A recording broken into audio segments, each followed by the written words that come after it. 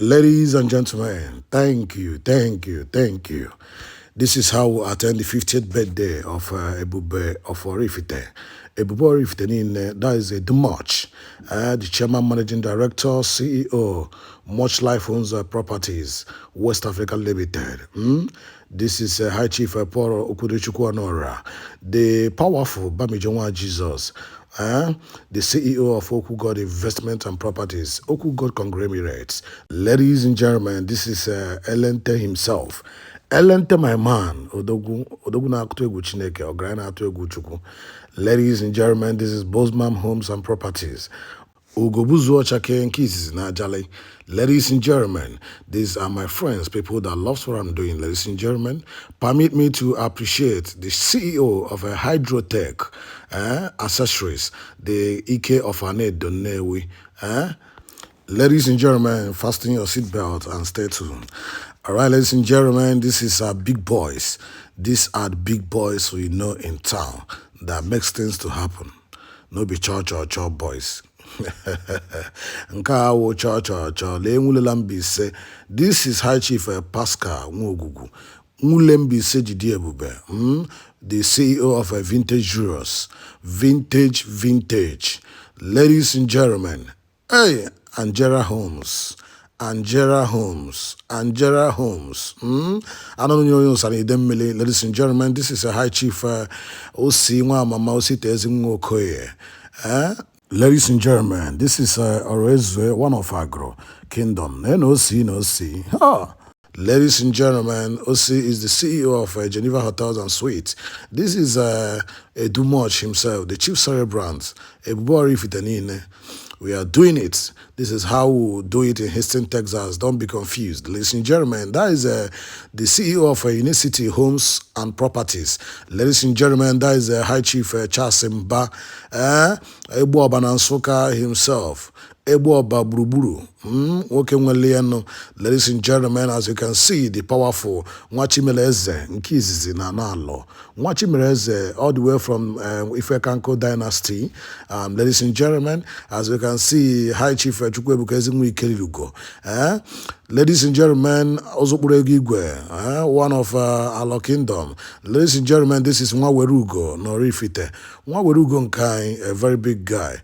Charles Mba, he is the president of Enugu Real Estate Developers, Eyotago, Odikwanizi. Ladies and gentlemen, Osetigo, Omebego, Eyotago. Ladies and gentlemen, blessed are those that find efficiency in quality products. Anya potago but anya potago. If you can beat them, join them. Ladies and gentlemen, that is the legend, the Norfija. Legend himself, Legend Properties, Legend in F15. Ladies and gentlemen, this is High Chief Murphy Osuala, Odokaro Menisekenesi himself, the National Lord na Japan. Ogalanyanga, the National Lord, I greet you. You are too much. Ezigbo mado, Ogenede, aneri pounds, aneri dollars, aneri euro, aneri kedife eriri eba. Naira was no adako akụkọ naira tiri eti. Nwanne Osetigo, watch and see. Na anya ka ị na-afụ ya. Ọ dabago m n'aka ịdawai na pounds ịghọtago. Enye ụta abiribiri na pounds, enye na naira, enye na dollars. Kedu ife mmelu? O nwere ọkwa nọọsụ ịfụnanya ndị mmadụ nwere n'ebe nọ. Kedu ife ị na-atajiri m anya? Just comment, like and share. Share this video. It's better you share this video. Na like ihe anyị na-eme na ọ dịrọkwa n'izi ọkwa n'aka aja anyị na-ebutere anyị ọnụ mmanụ ịghọtago ife na-aga n'anya agaba akpa akụ siri akụ ọkpara akụ eri akụ n'elu ụwa ya na onye ụbịam bụ ofu ife ivi na onye ụbịam nke mma maka onye ụbịam ka nwere hope gedokwa ntị. This is the J-Wood Properties, J-Wood International. Ugumbo Jodo niile, I cite you. That is the president of F15 Committee of Friends. It's not easy, and the man not easy. Other easy. Ladies and gentlemen, I can cite the one and only High Chief Evans Ezinwa Meto Oweburu maka dike Chinyerugo Nkizi na Batete amụrụ onye na catch, amụrụ onye na ego. Nenu my legal luminary solicitor par excellence, that is high chief barrister dike na mmụta ọka na mmụta owebu maka Ifeanyị Ejiofọ Okwuruọra ndị Igbo gbasiri ike. Okwuruọra gburugburu. Ladies and gentlemen, that is the emeritus president of F15 spraying dollars like an abọ naira dịka a na-awụ naira nna ozukwu ihe a na-arụ ka ndị mmadụ na-arụ biko ozukwu mbọ a na-agba ka ndị a na-eri ego a na-agba jụba ajụjụ nọ mbọ ị na-agba ka ha na-agba ha kwadosiri onwe ha ọfụma n'oge gbaa mbọ mgbe ha kwesịrị ịgba mbọ oru oge ha kwesịrị iri ego ghara ibe ego maka na ihe niile nwere time. Ihe niile nwere time. Rụọ ọrụ gị mgbe ị kwesịrị ịrụ ọrụ gị orukwa mgbe ị ga-eri erie n'ụka ọkọọkọ n'oshishi onweghị ihe ha ga-agwazi gị maka na ịgbago mbọ na ị na-akụ nwata n'ihi ala akụ nwata gburugburu akụ nke m akụ nke doro m anya akụ dadi akụ ọgaranya ego a na-eri ebe a ọga ihe a bụ ndị kpagoro ego kpaa ego mara nchara. Ụmụazị agbago mbọ gbasie mbọ ike na-eri ego ka ndị mbara eke na-eri ego ka ndị mbara eke enigwe akụ nwata n'ihi ala my man ezigbo mmadụ na-akụ nwata odogwu ihe ala jide ebube ọ dịkwa n'izi broda gee ntị ka m gwa gị ọwụ na iburu big man akpa for 5 years ọ bụ na ndụ ga-eche njọrọ jee chọọ onye ọzọ ihe eburu akpa hapụ onye ahụ na ọ chọọ aga m n'ihu gị o richa anaghị richacha onye ha ochenji mana iburu mmadụ akpa 5 years nwanne ndụ ya echenjerịrị iwu ka ọwụ o kwesịrị ka ndụ chenji ya high chief chukwu na-edumaka ji obi oriena na dọla na-arizi eketa na naira Bozman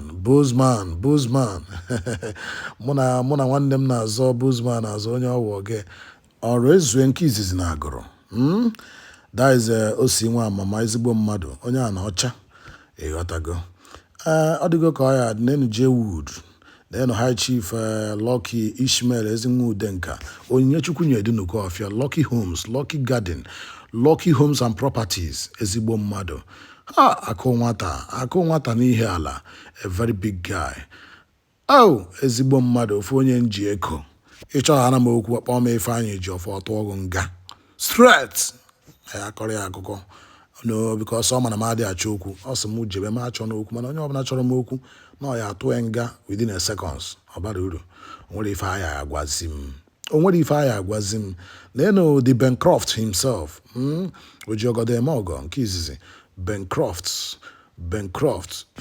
ọ ga-amapụtago obodo ọ mapụtago mbụ Sonny Black nke m o ji ego akwara m akwa Sonny nke m Sonny dadi daalụ ọ dịgo ka ọ ya dị ọ bụrụ na efuru onwe gị ebe a ma na ya put more effort just gbasie mbọ ike hustle my brother ka oge P-Square na-enye anyị onu P-Square no life ọbụla P-Square no life na-eti egwu na-apịapụrụ anyị egwu maka na ọ dọrọkwa n'izi mmadụ iru 50 years akọrọ akụkọ John isi gị bụ onye ọma na watch video I'm just giving you this voice note as a promise that you will not going to die. You will not die. You will not die. You will live to celebrate your 50. You will live to celebrate your 90. You will live to celebrate your 100. You will live to celebrate your 120. You will live to celebrate your 150 in good health. In good health. It's very important when you are praying and asking God for long life and prosperity. Try to ask him to give you long life and prosperity in good health. This is Brazil, my man. Brazil nkem. Ka anyị dọcha ya na slow motion na ọ dọrọkwa n'izi nwanne ịghọtago men na-akụ men nọ n'ogbe men na-etinye alụ men na-akụsi ike ya complain na okpobiri ọzọ na n'ọfịja okpobiri ọzọ na high chief Ekenechukwu Ezinwa ọnwa atụ ike na Osumeni the CEO commander J&B Wire and Cable, J&B Properties, J&B Conglomerates, other reason. Go. What if I'm my brother, you deserve it. Yes. If people can appreciate, don't be envy. Either do what? Share this video and like this video. And what you again me or the go call Jehovah nkusu ine nke ndị agha asị m nya wechara nnọọ men m niile ndị fụrụ m n'anya ndị na-alaiki ihe m na-eme nya wechara nstu na white rice na Jizọs Kraịst bụ onye nwanyị amen. Ọ dịrị izi bụ na ọ dịrị izi ọ dị izi ime onye si na agbamakwụkwọ ọ dị izi ya mee nkupụta nwa. Ladies and gentlemen, that is the one and only CBN. Ladies and gentlemen, I'm talking of the chairman, managing director, CEO, M&D Pizza and Restaurants. Abulado to be precise. Ladies and gentlemen, this is my man, ezigbo mmadụ. Na-share this video. Egotago, odigo ko ya, we move. Oh my God. Olejigo, Osetigo, Chazugo. Hey! One, you gotta like here. Like it, beer, you gotta like here. Then on 188 na no, but High Chief Chukwemeka Adewara, on 180 for the chi, on Waburuburu. Egotago, we move. Ladies and gentlemen, this is a money weather. Omemma Chigamanda. Hey, Omemma Nojoto. Having a pleasant greetings with the Bancroft himself. Ladies and gentlemen, this is where we'll come to an end of this program. Make sure you share this video. Ladies and gentlemen, that is Odogu Nansoka, the CEO of Apple Oil and Gas. Apple himself. Ladies and gentlemen, that is the High Chief Afamefuna, Ezimwobi, the Chairman Managing Director, CEO, Afates Group, Aguje Joto. Ladies and gentlemen, that is the High Chief Lanus Ikuka, Okwemne Riako himself, Okwemunkemo, Mirinezora, one of Ezinifite. Ladies and gentlemen, that is the CEO of Rinchuk's Electrical, Emakwonyewo. Ladies and gentlemen, that is the Isimili, one of our law, Asian Kingdom.